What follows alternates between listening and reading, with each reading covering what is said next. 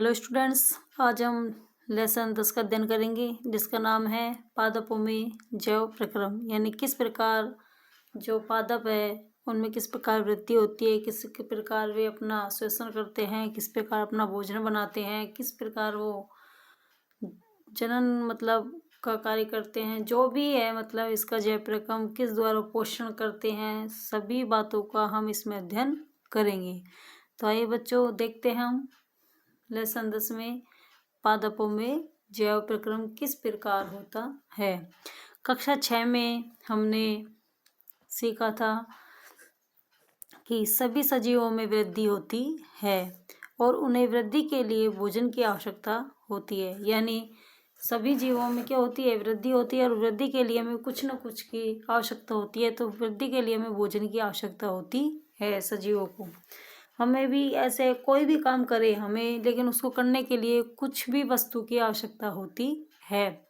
साथ ही पिछले अध्याय में हमने उस प्रक्रिया के विषय में भी चर्चा की जिसके द्वारा जंतु पोषण करते हैं।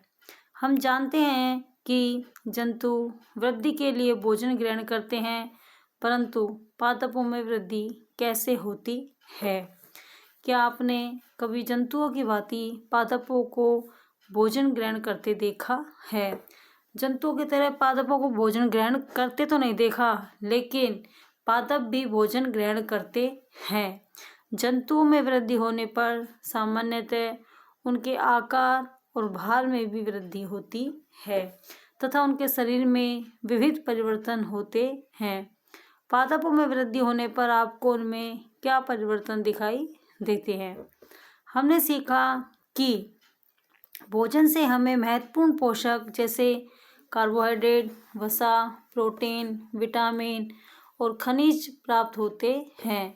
जल के साथ साथ ये सब भी हमारी वृद्धि के लिए अनिवार्य होते हैं।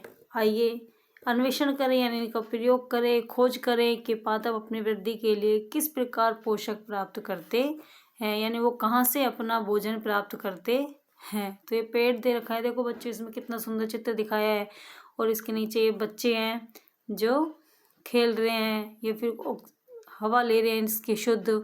ये दिखने में तो ऐसा लग रहा है जैसे ये शायद बरगद का ही पेड़ है तो उसी का ही बरगद का। देखते हैं पादपों में वृद्धि कैसे होती है। अपने आसपास देखिए, क्या आपने पौधे के जीवन काल में उसमें कुछ परिवर्तन देखे हैं? उदाहरणार्थ, जब पौधे में वृद्धि होती है तो उसमें नवीन पत्तियां और शाखाएं निकलती है। यानी जैसे जैसे पौधा वृद्धि करता है तो उसमें नई पत्तियां और नई नई शाखाएं निकलती हैं तथा पौधे की लंबाई भी बढ़ती है और तना क्या होता है, मोटा होता जाता है। आपके विचार से इन परिवर्तनों के क्या कारण हैं? इस विषय पर अपने मित्रों से चर्चा कीजिए और इन कारणों के स्पष्टीकरण भी दीजिए। देखो बच्चों, ये बालक बालिकाएं क्या सोच रहे हैं और क्या क्या बता रहे हैं। जब हम पौधे को नियमित रूप से सींचते हैं तो उसकी अच्छी वृद्धि होती है। यानी हम उसको रोज उसमें पानी देंगे, रोज उसमें पोषक तत्व देंगे, यानी पोषक तत्व उसको मिलते रहेंगे तो उनकी अच्छी वृद्धि होगी। अतः मुझे लगता है कि जल भी पौधे की वृद्धि में योगदान देता है। जल के बिना तो कुछ भी संभव नहीं है। फिर वो बता रहा है, ये बालिका देखो, हो सकता है कि पौधे अपनी जड़ों के माध्यम से मिट्टी से भोजन ग्रहण करते हो। ये भी सही है कि जड़ के द्वारा ही जो पौधे हैं वो मिट्टी से भोजन यानी पोषक पदार्थों को ग्रहण करते हैं। फिर बालिका सोच रही है कि मेरे विचार से पौधों की वृद्धि में सूर्य के प्रकाश की कुछ भूमिका होती है। ये भी सही है कि पौधे के जैसे हमारे लिए सूर्य आवश्यक है, उसी प्रकार पौधों के लिए भी सूर्य का प्रकाश आवश्यक है। मेरे विचार से कि कुछ भूमिका हो सकती है, ये बोल रहा है कि मेरे विचार से रिक्त स्थान की कुछ भूमिका हो सकती है। किसकी भूमिका हो सकती है, आगे देखते हैं बच्चों। आइए इनमें से कुछ कारणों की जांच के लिए एक प्रयोग करें। क्रियाकलाप 10.1 कुछ कारणों की जांच के लिए परीक्षण करें। उद्यान की मिट्टी से भरे हुए एक जैसे 3 गमले लीजिए। आप गमलों के स्थान पर प्रयोग की गई बोतलें अथवा खाली डिब्बे भी ले सकते हैं। प्रत्येक गमले में एक ही पौधे के समान आमाप के तीव्र गति से वृद्धि करने वाले नवोद्भिद रोपिए। यानी गमले में एक ही पौधे के एक जैसे ही 3 पौधे, तीनों आमाप यानी तीनों एक साइज के तीव्र गति से वृद्धि करने वाले नए पादप उसमें रोप दिए, जैसे टमाटर, मिर्च इत्यादि। चित्र 10.1। प्रत्येक नवोद्भिद की पत्तियों की संख्या गिनिए और अपने अवलोकनों को अभिलेखित कीजिए कि प्रत्येक में कितनी कितनी पत्तियां हैं। तो इन सब में 2 पत्तियां तो बड़ी हैं, 2 छोटी हैं, नीचे भी 2 पत्तियां सी दिखाई दे रही है, यानी वैसे 4 ही पत्तियां हैं। गमले कै को सूर्य के प्रकाश में रखिए। इस गमले की मिट्टी में प्रतिदिन उपयुक्त जल डालकर इसमें हल्की नमी बनाए रखिए। 10.1 के कै में। फिर सेकंड है, गमला ख को सूर्य के प्रकाश में रखिए, परंतु इस गमले की मिट्टी में जल मत डालिए। कै में तो जल डालना है, कै में ख है जो जल रहित होना चाहिए। सूर्य के प्रकाश होना चाहिए लेकिन जल नहीं होना चाहिए। इसके बाद देखते हैं, गमला ग को अंधेरे स्थान में रखिए। इस गमले की मिट्टी में प्रतिदिन उपयुक्त मात्रा में जल डालकर इसमें हल्की नमी बनाए रखिए। लेकिन उसको सूर्य के प्रकाश में नहीं रखना, उसको अंधेरे में रखना है, लेकिन जल डालकर उसमें हल्की नमी बनाए रखनी है। 2 सप्ताह तक पौधों का अवलोकन कीजिए और उनकी ऊंचाई, पत्तियों की संख्या, पत्तियों के रंग और पौधों में दिखने वाले अन्य परिवर्तनों को भी अभिलेखित कीजिए। अपने अवलोकनों को तालिका 10.1 में अभिलेखित कीजिए। तालिका 10.1 पौधों की वृद्धि पर सूर्य के प्रकाश और जल का क्या प्रभाव पड़ता है। तो देखिए बच्चे, इसमें विभिन्न स्थितियों में रखे गमले, उपलब्धता, सूर्य का प्रकाश, जल, पौधों की ऊंचाई यानी प्रथम दिन कितनी थी, 2 सप्ताह पश्चात कितनी थी, पत्तियों की संख्या पहले दिन कितनी थी, 2 सप्ताह पश्चात कितनी हो गई, पत्तियों का रंग हरा है या पीला। गमला के सीधा सूर्य के प्रकाश में रखा हुआ और जलयुक्त, यानी सूर्य का प्रकाश भी मिल रहा है उसको और जल भी मिल रहा है, सूर्य का प्रकाश भी और जल भी है। गमला है सीधा सूर्य के प्रकाश में रखा हुआ है और जल रहित है, यानी सूर्य के प्रकाश में तो है लेकिन जल नहीं डालना। ग में सूर्य का प्रकाश नहीं है लेकिन जलयुक्त है। तीनों गमलों के पौधों में आपने क्या अंतर देखे? किस गमले के पौधे में अधिकतम वृद्धि हुई, किस गमले के पौधे में सबसे कम वृद्धि हुई। इस प्रकार इनके 3 क्वेश्चन हमारे सामने आए हैं। तो देखिए बच्चों, तालिका 10.1 में अभिलेखित अवलोकनों का विश्लेषण कीजिए और अपने शिक्षक और मित्रों के साथ इस विषय पर चर्चा कीजिए। संभवतः आप पाएंगे कि उपयुक्त मात्रा में जलयुक्त किंतु अंधेरे में रखा गया गमला ग की तुलना में सूर्य के प्रकाश में रखा गया उपयुक्त मात्रा में जलयुक्त गमला क के पौधे में अधिक वृद्धि हुई है। गमला ख में लगाया गया पौधा संभवतः नष्ट हो गया होगा, जिससे सूर्य का पर्याप्त प्रकाश तो मिला किंतु जल नहीं मिला, इसलिए वो क्या हुआ, सूर्य के प्रकाश के कारण जल गया। इस क्रियाकलाप में किए गए अवलोकनों से आप क्या निष्कर्ष निकालते हैं? इस क्रियाकलाप के परिणाम से यह प्रतीत होता है कि पौधों को अपनी वृद्धि के लिए जल एवं सूर्य के प्रकाश दोनों की आवश्यकता होती है। इस प्रयोग को करने के लिए 2 सप्ताह का समय लगेगा, अतः शिक्षक इसके अनुसार क्रियाकलाप की योजना बना सकते हैं। आगे देखिए रोचक तथ्य कि ये वालिका क्या बता रही है। फल कुसुम संपदुचिता रोपण तो भवती केवलान यतः।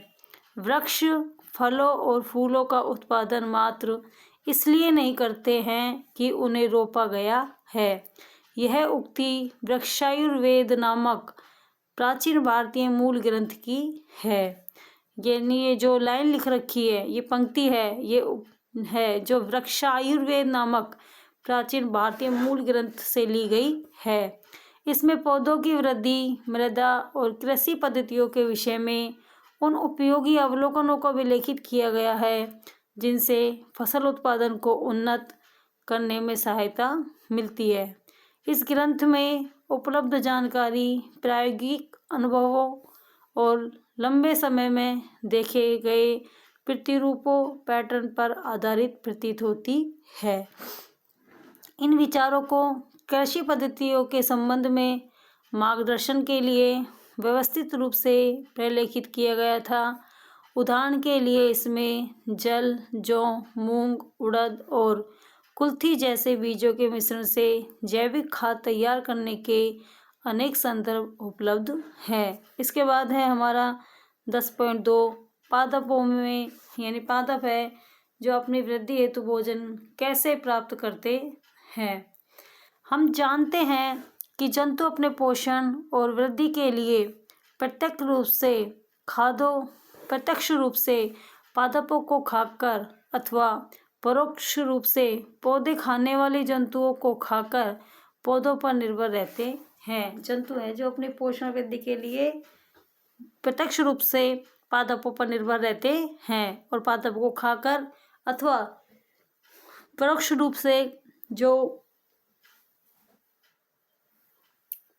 पौधे खाने वाले जंतुओं को खाकर पौधों पर निर्भर रहते हैं। इसके साथ ही पादप अपनी वृद्धि के लिए आवश्यक भोजन कैसे प्राप्त करते हैं। जंतुओं की भांति पौधे भोजन नहीं खाते हैं, यानी जंतुओं की भांति पौधे भोजन खाते नहीं हैं लेकिन वो भोजन प्राप्त जरूर करते हैं। पत्तियां, पौधों की भोजन निर्माणशाला। पौधे भोजन का भंडारण मंड स्टार्च के रूप में करते हैं। पौधे क्या करते हैं? भोजन का भंडारण मंड या स्टार्च के रूप में करते हैं जो एक प्रकार का कार्बोहाइड्रेट है। मंड का उत्पादन पौधों की पत्तियों में होता है जिनकी संरचना सामान्यतः चौड़ी और चपटी होती है।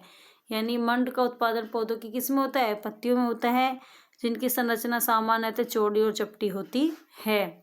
पत्तियां पर्णहरित यानी क्लोरोफिल नामक हरित वर्ण की उपस्थिति के कारण अधिकांशतः हरी होती है। यानी पत्तियों का जो हरा रंग है वो पर्णहरित के कारण, जिसका नाम है क्लोरोफिल नामक हरित वर्ण की उपस्थिति के कारण हरा रंग होता है। पर्णहरित की उपस्थिति सूर्य के प्रकाश को प्रभावी रूप से प्रग्रहण करने में सहायता करती है। पर्णहरित की जो उपस्थिति है वो ही सूर्य के प्रकाश को प्रभावी रूप से जो पौधे ग्रहण करते हैं उसमें सहायता करता है।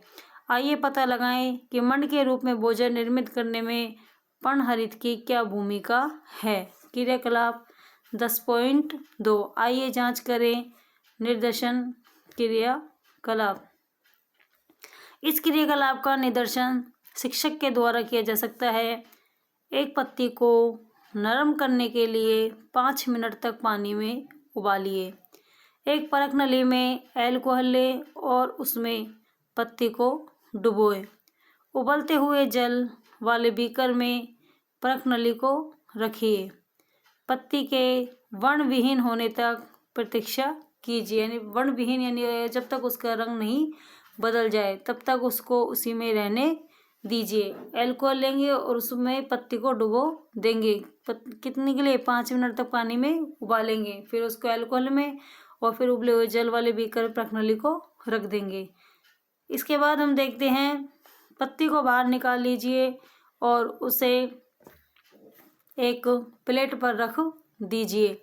अब एक बिंदुपात या ड्रॉपर की सहायता से वर्णविहीन पत्ती पर आयोडीन के तनुकृत विलयन की कुछ बूंदें डालिए, जैसा चित्र 10.2 में दिखाया गया है। जैसे यहाँ पर ये दिखाया गया है कि इसमें ये पत्ती वर्णविहीन हो गई और इसके ऊपर जो ये काला काला है इसमें आयोडीन की बूंद डाल दी। इसके बाद देखिए विलयन कुछ बूंद डालें, जैसे चित्र 10.6। कुछ मिनट प्रतीक्षा कीजिए और अवलोकन करिए। यदि पत्ती का वर्ण परिवर्तित होकर नीला काला हो जाता है तो यह पत्ती में मंड की उपस्थिति को इंगित करता है, और अगर नीला काला नहीं होता है तो पत्ती में मंड की उपस्थिति मतलब मंड उपस्थित नहीं होता है। सावधानी, एल्कोहल को कदापि ऊष्मा के स्रोत के पास नहीं रखें, क्योंकि यह अत्यधिक ज्वलनशील द्रव पदार्थ होता है जो सूर्य के प्रकाश से आग पकड़ लेता है और सरलता से आग पकड़ सकता है और जला सकता है। इसलिए एल्कोहल को कभी भी ऊष्मा के स्रोत के पास में नहीं रखना चाहिए। क्या आपको आश्चर्य हुआ कि इस क्रियाकलाप के आरंभ में हमने पत्ती को वर्णविहीन क्यों किया? गहन चिंतन की बात है। पत्ती के वर्णविहीन होने पर उसमें वर्ण परिवर्तन तथा मंड की उपस्थिति का अवलोकन स्पष्ट रूप से किया जा सकता है, इसलिए हमने उसको वर्णविहीन किया। क्रियाकलाप 10.1 में हमने सीखा कि पौधों की वृद्धि के लिए जल और सूर्य का प्रकाश अनिवार्य है। क्रियाकलाप 10.2 के द्वारा हमने पता लगाया कि हरी पत्तियां भोजन के रूप में मंड का भंडारण करती है, यानी जो हरी पत्तियां हैं वो भोजन के रूप में मंड का भंडारण करती हैं। इसके बाद है भास्कर अपने अवकाश के समय में बागवानी करना पसंद करता है, यानी भास्कर नाम का कोई बच्चा है जो जब भी उसका अवकाश होता है तो बागवानी यानी बगीचे में पौधे लगाना, उनकी देखरेख करना पसंद करता है। एक जिज्ञासु विद्यार्थी होने के कारण वह अपने उद्यान में चारों ओर देखकर प्राय चकित होता है कि पौधे भोजन का उत्पादन कैसे करते हैं। भास्कर अपने अनुभव से जानता है कि पौधे की वृद्धि के लिए जल और सूर्य का प्रकाश अनिवार्य है, परंतु वह यह जानने के लिए उत्सुक है कि क्या सूर्य का प्रकाश पौधों में भोजन मंड के उत्पादन में योगदान देता है, कि यानी जो पौधे हैं उनमें जो भोजन मंड के रूप में होता है क्या वो सूर्य के प्रकाश के कारण ही होता है या सूर्य का योगदान ही होता है, ये सूर्य देता है। सूर्य का प्रकाश पौधों में मंड के उत्पादन में किस प्रकार योगदान देता है, इसके बाद देखते हैं। क्रियाकलाप 10.3 आइए जांच करें। भास्कर ने अलग अलग गमलों में लगे दो एक जैसे पौधों की हरित और अहरित धब्बों वाली एक एक पत्ती ली। दोनों गमलों में से एक गमले को सूर्य के प्रकाश में रखा गया था और दूसरे गमले को अंधेरे स्थान पर 36 घंटों तक रखा गया था। वह मंड परीक्षण से पहले और बाद में पत्तियों की तुलना करना चाहता था। उसने ट्रेसिंग पेपर की सहायता से पत्तियों के हरित और अहरित भागों के स्थान को अभिलेखित करने के लिए चित्र बनाए।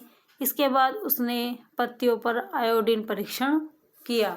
क्रियाकलाप 10.2 में दर्शाए अनुसार भास्कर ने अपने अवलोकन को तालिका 10.2 में अभिलेखित किया।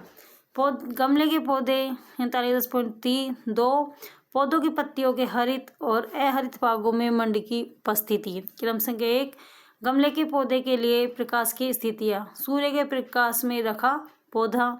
आयोडीन परीक्षण से पहले का रंग यानी पत्ती पर हरित और अहरित रंग के धब्बे। आयोडीन परीक्षण के बाद का रंग पत्ती के हरित धब्बे नीले काले रंग के हो गए, यानी जो पत्ती पर जो हरे रंग के धब्बे थे वो नीले काले रंग के हो गए, यानी उसमें मंड की उपस्थिति है। दूसरा है अंधेरे में रखा पौधा।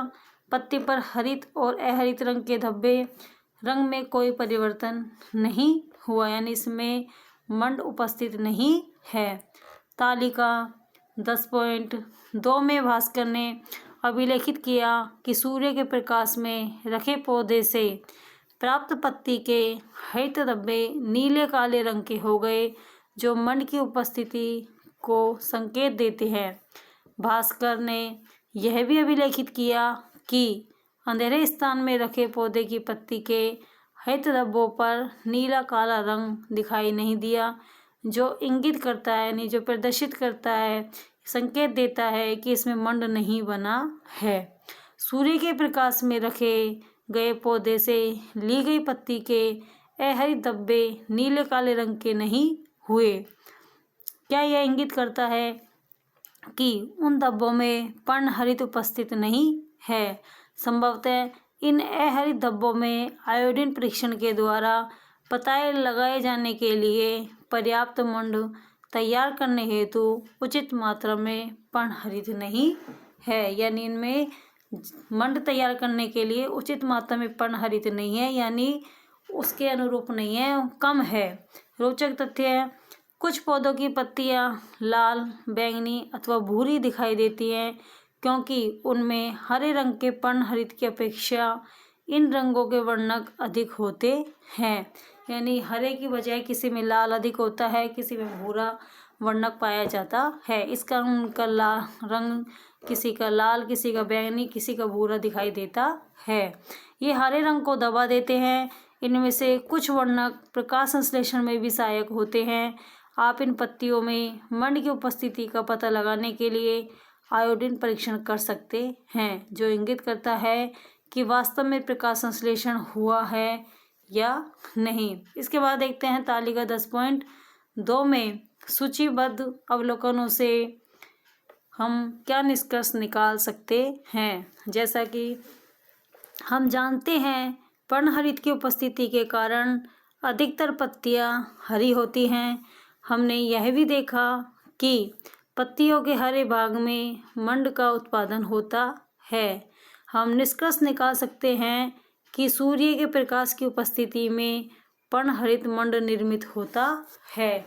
यानी सूर्य का प्रकाश जब पत्तियों पर पड़ता है, आता है, तो ही उसमें मंड निर्मित होता है। अगर उस सूर्य का प्रकाश नहीं होगा पत्तियों पर तो उसमें मंड का निर्माण नहीं होगा।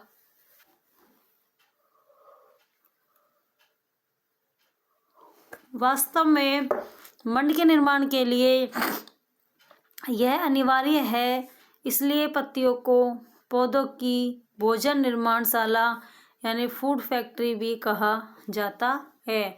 मंड के निर्माण के लिए क्या यह अनिवार्य है? क्या पर्णहरित प्रकाश की उपस्थिति अनिवार्य है? इसलिए पत्तियों को पौधों की भोजन निर्माणशाला यानी फूड फैक्ट्री भी कहा जाता है। किसको? पत्तियों को। पौधों द्वारा भोजन निर्मित करने के लिए और क्या अनिवार्य है, आइए पता लगाते हैं। भोजन निर्मित करने में वायु की भूमिका। देखो बालिका क्या बता रही हैं, पौधों के पोषण में वैज्ञानिकों के योगदान के विषय में पढ़ते हुए मेरी बहन ने बताया कि पौधों में भोजन निर्माण की प्रक्रिया में वायु की भूमिका रहती है। पौधों द्वारा भोजन निर्माण की प्रक्रिया के अंतर्गत वायु में उपस्थित कौन सी गैस अनिवार्य है? क्रियाकलाप 10.4 आइए जांच करें। निर्देशन क्रियाकलाप। इस क्रियाकलाप का निर्देशन शिक्षक द्वारा किया जा सकता है। गमले में लगा एक हरा पौधा लेंगे और उसे 2 से 3 दिन के लिए अंधेरे में रखेंगे, जिससे वे मंड रहित हो जाए। अर्थात यदि भंडारित मंड हो तो वह पौधे द्वारा उपयोग के पश्चात समाप्त हो जाए। यानी उसमें पहले से ही मंड का भंडारण हो तो वह पौधे द्वारा उपयोग के पश्चात समाप्त हो जाए। तत्पश्चात यह प्रयोग करने के लिए इस पौधे की एक पत्ती लेंगे। एक चौड़े मुंह वाली बोतल लेंगे और उसमें थोड़ा कास्टिक सोडा यानी सोडियम हाइड्रोक्साइड यानी NaHCO3 सोडियम हाइड्रोक्साइड डालेंगे। यह वायु से कार्बन डाइऑक्साइड अवशोषित कर लेता है। सावधानी, कास्टिक सोडा एक प्रबल रसायन है जिससे त्वचा जल सकती है। इस रसायन का प्रयोग केवल शिक्षकों द्वारा ही किया जाता है, जिसका हम कपड़े धोने के साबुन वगैरह बनाने में, इनमें सब में कास्टिक सोडा काम में लेते हैं। उसके बाद देखते हैं विपोटित कार्क के माध्यम से मंड रहित पत्ती का आधा भाग बोतल के अंदर और शेष आधा भाग बोतल के बाहर रखेंगे और बोतल को चित्र 10.3 क में दर्शाए अनुसार रखेंगे। यानी जैसे चित्र 10.3 में अनुसार ऐसे इसमें रखा है। मंड विहीन पौधा सोडियम हाइड्रोक्साइड का विलयन इस प्रकार रखा गया है। ये देखो क में। फिर पत्ती पर आयोडीन परीक्षण किया। पर्णित और वायु की भूमिका का परीक्षण किया 10.3 के ख में। इससे आगे देखते हैं इस व्यवस्थापन को कुछ घंटों के लिए प्रकाश सूर्य के प्रकाश में रखेंगे। अवलोकन कीजिए और तालिका 10.3 में जल, सूर्य के प्रकाश, पर्णहरित और कार्बन डाइऑक्साइड की उपलब्धता को अभिलेखित कीजिए। पत्ती को तोड़ लीजिए और क्रियाकलाप 10.2 में किए गए अनुसार आयोडीन परीक्षण का उपयोग करके मंड की उपस्थिति की जांच कीजिए। अपने अवलोकन तालिका 10.3 में अभिलेखित कीजिए। पादपों द्वारा मंड बनाने में वायु की भूमिका। देखिए, पत्ती का वह भाग जो बोतल के अंदर है, पत्ती का वह भाग जो बोतल के बाहर है। जल उपलब्धता, सूर्य का प्रकाश मिल रहा है या नहीं मिल रहा, पर्णहरित है या नहीं है, कार्बन डाइऑक्साइड है या नहीं है, क्या मंड उपस्थित है या नहीं है। तो हमने देखा कि पत्ती का जो भाग बोतल के बाहर है वह नीला काला हो गया है, यानी जो बोतल के बाहर है वह नीला काला हो गया है। यह मंड की उपस्थिति को दर्शाता है, यानी इस वाले में मंड की उपस्थिति पाई जाती है क्योंकि उसको दर्शाता है। इसके अतिरिक्त पत्ती का जो भाग बोतल के अंदर है उसका रंग नीला काला नहीं होता है। यह दर्शाता है कि पत्ती के उस भाग में भोजन नहीं बना है। ऐसा इसलिए संभव है क्योंकि बोतल के अंदर रखा कास्टिक सोडा विलयन वायु में उपस्थित कार्बन डाइऑक्साइड को अवशोषित कर लेता है। यह प्रयोग क्या दर्शाता है, यह इसमें मंड उपस्थित नहीं है। यह प्रयोग दर्शाता है कि मंड बनाने के लिए वायु में उपस्थित कार्बन डाइऑक्साइड पौधों के लिए अनिवार्य है, यानी वायु में जो उपस्थित कार्बन डाइऑक्साइड है वो पौधों के लिए अनिवार्य है।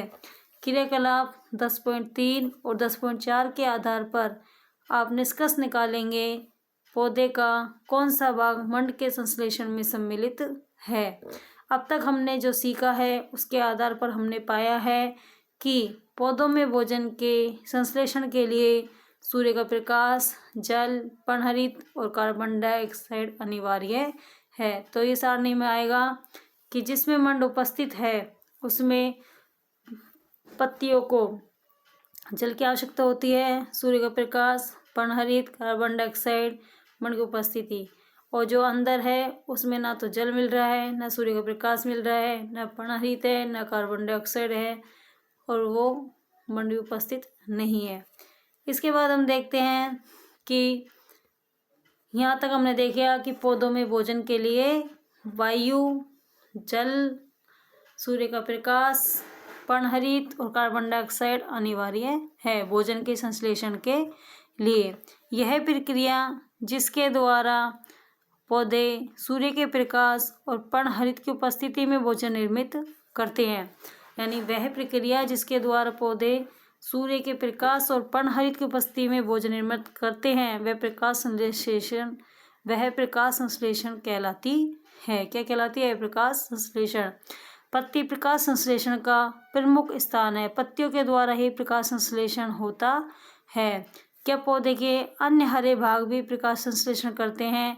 हाँ, पौधे के अन्य भाग जिनमें पर्णहरित होता है वे भी प्रकाश संश्लेषण करते हैं। जिनके अंदर पर्णहरित पाया जाता है वो सब भाग प्रकाश संश्लेषण करते हैं। यहाँ हमने यह सीखा है कि पौधे प्रकाश संश्लेषण की प्रक्रिया द्वारा अपना भोजन निर्मित करने के लिए जल, सूर्य का प्रकाश और वायु से कार्बन डाइऑक्साइड लेते हैं। परंतु क्या आपने कभी सोचा है कि इस प्रक्रिया के दौरान और क्या होता है? क्या पौधे अपने परिवेश से पदार्थों को केवल ग्रहण करते हैं अथवा वे कुछ निर्मुक्त भी करते हैं? आइए बरखा दीदी द्वारा किए गए एक क्रियाकलाप के द्वारा इसका पता लगाएं। क्रियाकलाप 10.5 आइए पता लगाएं। चित्र 10.4 को देखिए। क और ख के रूप में नामांकित दोनों व्यवस्थापनों की तुलना कीजिए और विश्लेषण कीजिए। चित्र 10.4 में व्यवस्थापन क सूर्य के प्रकाश में रखा गया है और व्यवस्थापन ख अंधेरे में रखा गया है। इन दोनों व्यवस्थापनों में आप क्या अंतर देखते हैं? क्या आप सूर्य के प्रकाश में रखे गए व्यवस्थापन क में उलटकर रखी प्रणाली से निकलते हुए वायु के बुलबुले देखते हैं।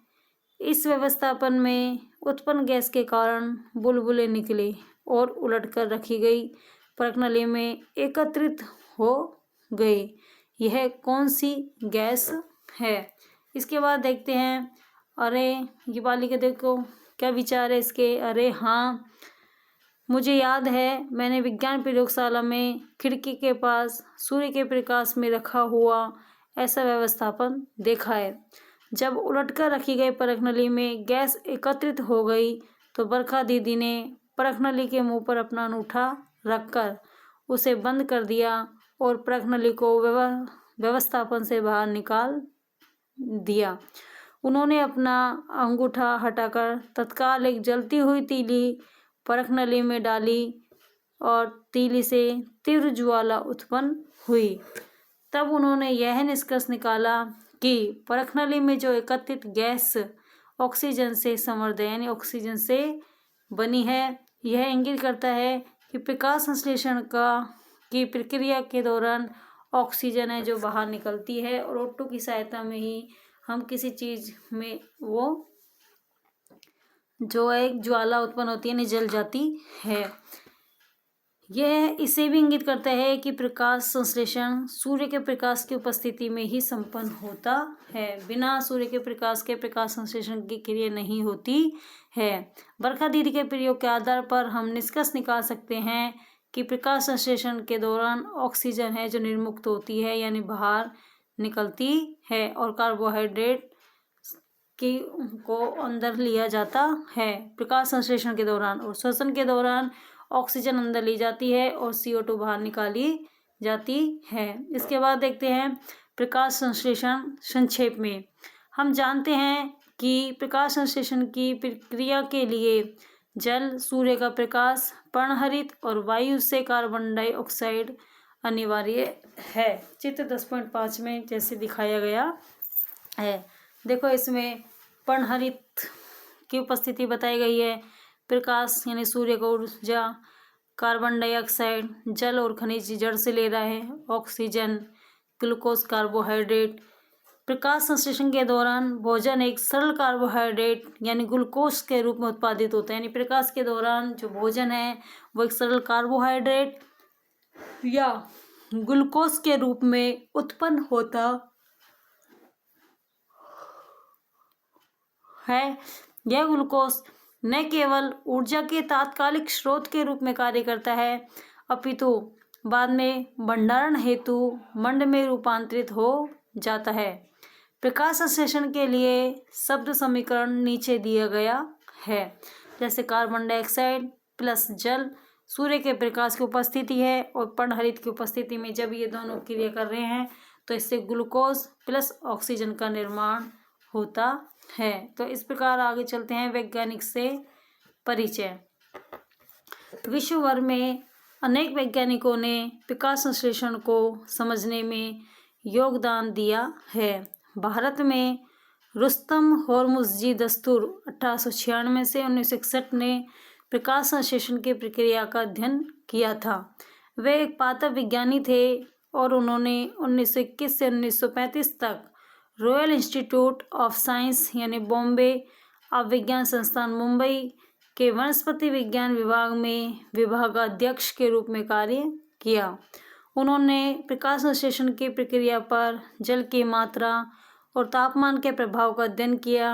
उन्होंने प्रकाश संश्लेषण की प्रक्रिया में जल, तापमान और प्रकाश के रंग के महत्व की भी जांच की। किसने?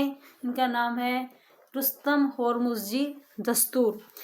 इसके बाद देखते हैं प्रकाश संश्लेषण के समय पत्तियां किस प्रकार गैसों का विनिमय करती है।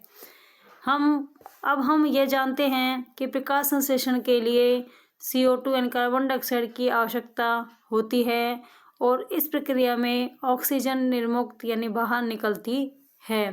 पौधे का कौन सा भाग कार्बन डाइऑक्साइड और ऑक्सीजन के विनिमय यानी आदान प्रदान में सहायता करता है। आइए एक क्रियाकलाप का संचालन करके यह समझें कि गैसों का विनिमय कहाँ पर होता है और कैसे होता है कि कैसे CO2 और O2 दोनों का आदान प्रदान किस तरह से होता है। क्रियाकलाप 10.6 आइए जांच करें। इस क्रियाकलाप का निदर्शन शिक्षक द्वारा किया जा सकता है। रोइयो, ये पौधों के नाम है। मनी प्लांट, प्याज, गुड़हल, कोलियस जैसे किसी पौधे की अथवा किसी घास की एक पत्ती लीजिए। जल से भरे एक बीकर में इसे रखिए। सावधानी से पत्ती की निचली सतह से एक पतली परत को निकालिए। वॉच गिलास में जल लें, या वॉच गिलास यानी जिसमें दिखता हो, यानी उसमें से वो सब कुछ दिखाई देता हो, और इसमें इस परत को रखिए। अब एक कांच की स्लाइड लेंगे और उस पर सावधानी से पानी की एक बूंद डालेंगे।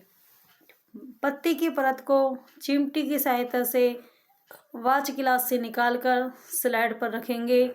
पत्ती की पतली परत पर बिंदु पोती यानी ड्रॉपर की सहायता से स्याही की एक बूंद डालेंगे।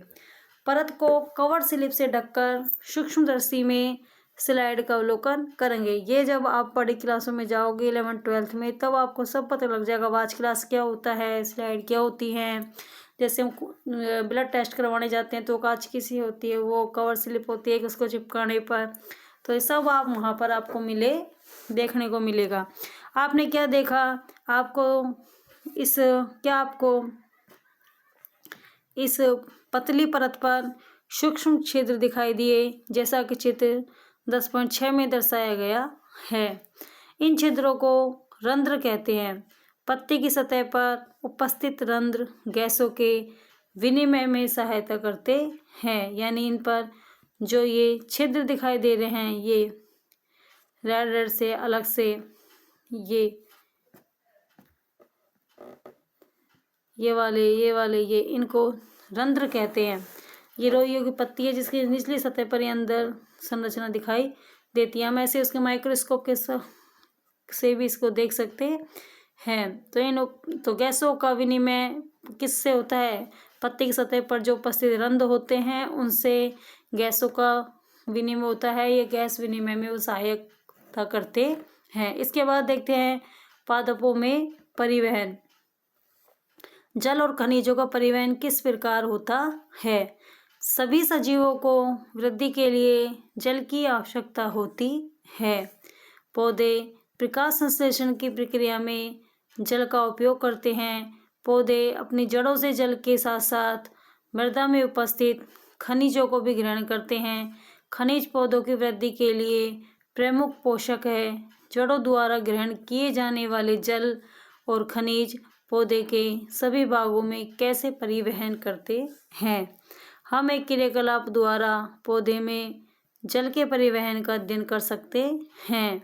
इस क्रियाकलाप के लिए हमें 2 कांच के गिलास, थोड़ा सा जल, लाल स्याही और एक जैसे कोमल पौधों की ऐसी 2 टहनियों की आवश्यकता होगी जिनमें सफ़ेद रंग के फूल हों, जैसे सफ़ेद सदाबहार, गुल मेहंदी इत्यादि, जैसा कि चित्र 10.7 में दर्शाया गया है। यानी क्रियाकलाप के यानी जल का जो परिवहन है उसमें क्या होता है कि पौधे हैं जो प्रकाश संश्लेषण की प्रक्रिया में जल का उपयोग करते हैं, तो वो जड़ों से ही मिट्टी में से खनिजों को भी ग्रहण करते हैं और वो पौधों की वृद्धि के लिए प्रमुख पोषक होते हैं। और जड़ों द्वारा जो ग्रहण किए जाने वाले जो जल है और जो खनिज है वो किस प्रकार पौधे के सभी भागों में पहुंचाया जाता है। तो आइए क्रियाकलाप करते हैं। 10.7 2 गिलास लीजिए और उन्हें क और कैसे नामांकित कीजिए। प्रत्येक गिलास को पानी से 1/3 भर लीजिए, यानी 1/3 भाग उसको भर लेंगे। पौधों के तनों गिलास ख में लाल स्याही की कुछ बूंद डालेंगे, जैसे चित्र में दिखा रहे हैं। पौधे के तनों को उनके आधार से तिर्यक रूप से काटें, यानी उनको थोड़ा तिरछा काटेंगे और तत्काल प्रत्येक गिलास में 1-1 पौधा रख देंगे, जैसा कि चित्र 10.7 क और चित्र 10.7 ख में दर्शाया गया है। अगले दिन इन पौधों का अवलोकन कीजिए। आपने क्या देखा? दोनों गिलासों में रखे पौधों की तुलना कीजिए। क्या आपको गिलास ख में रखे पौधे के तने, पत्तियों और फूल में लाल रंग दिखाई दिया? चित्र 10.7 ग और चित्र 10.7 घ में एक दिन के बाद के पौधों को दर्शाया गया है। चित्र 10.7 ग के पौधे की चित्र 10.7 घ के पौधे की तुलना से कीजिए। चित्र 10.7 घ में पौधे के तने, पत्तियों और फूलों में लाल रंग दिखाई देता है। पौधे के विभिन्न भागों ने किस प्रकार इस लाल रंग को अर्जित किया, यानी अपने अंदर ग्रहण किया? देखिए, पौधे के तने के ऊपरी भाग को काटिए जो लाल रंग के पानी में डूबा हुआ नहीं है। कटे हुए तने को आवर्धक लेंस से देखिए कि आपको तने में लाल रंग दिखाई दिया। चित्र 10.7 अने में लाल रंग की स्याही कैसे ऊपर की ओर परिवहन करती है? ऐसा तने, शाखाओं और पत्तियों में उपस्थित दारू यानी जाइलम नामक पतली नलियों के कारण होता है। मानिए कि उसमें जाइलम नामक एक उत्तक पाया जाता है, दारू बोल जिसको, उसके कारण वो जो रंग है वो ऊपर पत्तियों, फूल और तने में चला जाता है, यानी वो ग्रहण कर लेते हैं। लाल स्याही की तरह ही जल में घुले हुए खनिज भी जल के साथ दारू द्वारा यानी जाइलम द्वारा तने में ऊपर की ओर परिवहन करते हैं। आइए अब हम जानते हैं कि जल और खनिज पत्तियों तथा अन्य भागों में दारू द्वारा जाते हैं, यानी जाइलम द्वारा पहुंचते हैं। जाइलम द्वारा परिवहन करने वाले जल का उपयोग अनेक प्रकार्यों को संपन्न करने में किया जाता है, यानी जाइलम के द्वारा जो परिवहन करने वाले जो जल का उपयोग है वो अनेक कार्यों को संपन्न करने में किया जाता है। पौधे के अन्य भागों में भोजन का परिवहन कैसे होता है? तो देखते हैं भोजन का परिवहन किस प्रकार होता है। हम जानते हैं कि प्रकाश संश्लेषण का प्रमुख स्थल पत्तियां हैं। पौधों द्वारा पत्तियों में निर्मित भोजन को पौधे के सभी भागों में ले जाया जाता है, यानी पौधों द्वारा पत्तियों से जो निर्मित भोजन है उसको पौधे के सभी भागों में ले जाया जाता है। इस भोजन का परिवहन पतली नली जैसी संरचनाओं के एक अन्य समूह द्वारा होते हैं जिन्हें पोषवाहा फिलोम कहते हैं। इससे पहले हमने देखा था कि जो पादप है, क्या है? पादपों में परिवहन जाइलम द्वारा होता है और इनमें जो पौधे हैं उनमें इसमें फिलोम के द्वारा परिवहन होता है। पोषक पदार्थों का, पत्तियों, खनिजों का और जल का परिवहन होता है और फ्लोएम के द्वारा भोजन का परिवहन होता है। तो अब आपको समझ आ गया होगा कि जाइलम तो है जो जड़ों द्वारा जो जल और मृदा है उसको ग्रहण करके पौधे के अन्य भागों में पहुंचाता है, और पोषवा यानी फ्लोएम है जो भोजन का परिवहन पतली नली जैसी संरचनाओं के एक अन्य समूह द्वारा होता है जिन्हें पोषवाहा यानी फ्लोएम कहते हैं। परिवहित भोजन पौधे के अन्य भागों जैसे बीज और जड़ों में भी भंडारित हो सकता है। इसके बाद देखते हैं क्या पौधे श्वसन करते हैं। कक्षा 6 की पुस्तक जिज्ञासा के अध्याय सजीव विशेषताओं का अन्वेषण में आपने पढ़ा कि सभी सजीव श्वसन करते हैं। क्या पौधे भी हमारी तरह श्वसन करते हैं? क्रियाकलाप 10.8 आइए पता लगाएं। मूंग के कुछ दानों को रात भर के लिए पानी में भिगोइए, यानी कुछ मूंग लिए अपन ने और उनको रात भर पानी में भिगो दिया। उसके बाद एक शंकु कॉनिकल फ्लास्क में रुई की एक परत बिछाइए जैसा चित्र 10.9 में दिखाया गया है, और रुई को नम रखने के लिए उस पर थोड़ा सा पानी छिड़किए। भीगे हुए बीजों को शंकु फ्लास्क में रखी नम रुई पर रखिए। शंकु फ्लास्क के मुख को एक ऐसे कॉर्क से बंद कर दीजिए जिसमें 2 छिद्र हो। कॉर्क के दोनों छिद्रों में 2 नलियां क और ख लगा दीजिए, जैसा कि चित्र 10.9 में दर्शाया गया है। यानी नली क और नली ये नली ख, और ये अंकुरण बीज है मूंग के। इसे 24 घंटे के लिए अंधेरे में ऐसे ही रखा रहने दीजिए। 2 परख नलियाँ लीजिए और उनमें चूने का पानी भर दीजिए, जैसा यहाँ पर चूने का पानी भर दिया 2 परख नलियों में। एक परख नली के मुंह को एक छिद्र वाले कॉर्क से ढक दीजिए। इसको 2 छिद्र वाले कॉर्क से ढक दिया।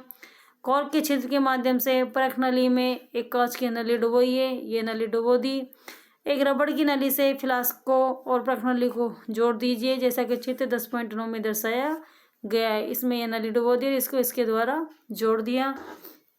दोनों परख नलियों की तुलना कीजिए और देखिए कि क्या रंग में कोई परिवर्तन हुआ है। क्या दोनों परख नलियों में चूने का पानी दूधिया हो गया है।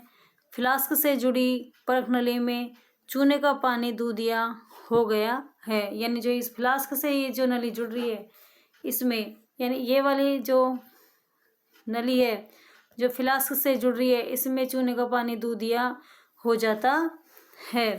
परंतु यह कार्बन डाइऑक्साइड कहाँ से आई? जैसा कि हम जानते हैं कि वायु में कार्बन डाइऑक्साइड प्राकृतिक रूप से बहुत कम मात्रा में उपस्थित है। फ्लास्क में उपस्थित कार्बन डाइऑक्साइड बीजों द्वारा उत्पन्न की गई है, क्योंकि वे श्वसन करते हैं। यानी बीजों में उन्होंने श्वसन किया जब उनको कार्बन डाइऑक्साइड गैस मतलब उत्पन्न हुई है। श्वसन के समय ऑक्सीजन की उपस्थिति में ग्लूकोज का विघटन होता है। यानी श्वसन जब हम करते हैं तो ऑक्सीजन की जो उपस्थिति है उसमें ग्लूकोज का विघटन होता है, जिससे कार्बन डाइऑक्साइड, जल और ऊर्जा निर्मुक्त होते हैं, यानी बाहर निकलते हैं। श्वसन की प्रक्रिया के लिए शब्द समीकरण नीचे दिया गया है। यानी ग्लूकोज प्लस ऑक्सीजन, और इससे क्या निर्माण हो रहा है? कार्बन डाइऑक्साइड प्लस जल प्लस ऊर्जा। श्वसन के दौरान उत्पन्न ऊर्जा का उपयोग पौधे अपनी वृद्धि और विकास के लिए करते हैं। श्वसन के दौरान जो उत्पन्न जो ऊर्जा होती है उसका उपयोग पौधे अपनी वृद्धि और विकास के लिए करते हैं। पौधे के हरित और अहरित सभी भाग श्वसन करते हैं। जिनमें पर्णहरित पाया जाता है वो भाग भी, और जिसमें पर्णहरित नहीं पाया जाता वो भाग भी, दोनों ही श्वसन करते हैं। अतः पौधों में ऊर्जा प्राप्ति हेतु भोजन के संश्लेषण, परिवहन और उपयोग के लिए विभिन्न क्रियाविधि होती है। यानी पौधों में जो ऊर्जा प्राप्ति है के हेतु भोजन के संश्लेषण, परिवहन और उपयोग के लिए विभिन्न क्रियाविधियां होती है। संक्षेप में देखते हैं कि क्या बता रहा है। सभी सजीवों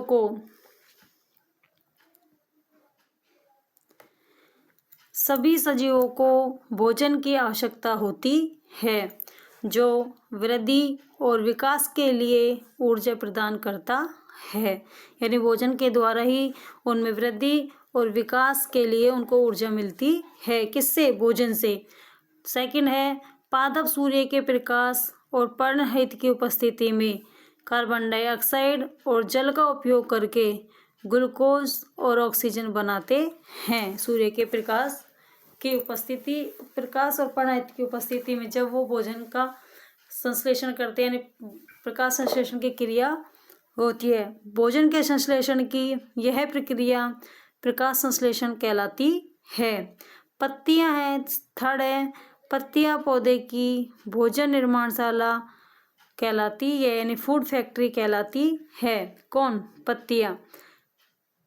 अगला है, पत्ती की सतह पर उपस्थित सूक्ष्म छिद्रों को रंध्र कहते हैं। जो पत्तियों पर छोटे छोटे छिद्र पाए जाते हैं उनको रंध्र कहते हैं, जो प्रकाश संश्लेषण और श्वसन के दौरान ऑक्सीजन और कार्बन डाइऑक्साइड के विनिमय में सहायक होते हैं, यानी आदान प्रदान करने में सहायक होते हैं। अगला है, दारू यानी जाइलम। जाइलम है जो जड़ों से जल और खनिजों को पौधे के ऊपरी भागों में ले जाता है, जबकि पोषो यानी फिलोएम भोजन को पत्तियों से पौधे के सभी भागों में पहुंचाता है। यानी वो जाइलम तो नीचे से ऊपर की ओर जाता है और पोषवायन फ्लोएम में जो पत्तियों से जो भोजन प्राप्त होता है उसको पौधे के सभी भागों में पहुंचाता है। पौधे श्वसन नामक प्रक्रिया द्वारा ग्लूकोज का विघटन करके ऊर्जा निर्मुक्त करते हैं। इस प्रक्रिया में वे ऑक्सीजन का उपयोग करते हैं और कार्बन डाइऑक्साइड निर्मुक्त करते हैं। तो बच्चों आज हमारा ये लेसन पूरा हुआ 10वां। हम इसके जिसमें है सभी को समझ आ गया होगा कि किस प्रकार पौधों में भोजन की आवश्यकता होती है, किस प्रकार वो अपना भोजन बनाते हैं, कैसे कैसे करते हैं। मिलते हैं बच्चों नेक्स्ट वीडियो के साथ, इसी के क्वेश्चन आंसर के साथ। All the best.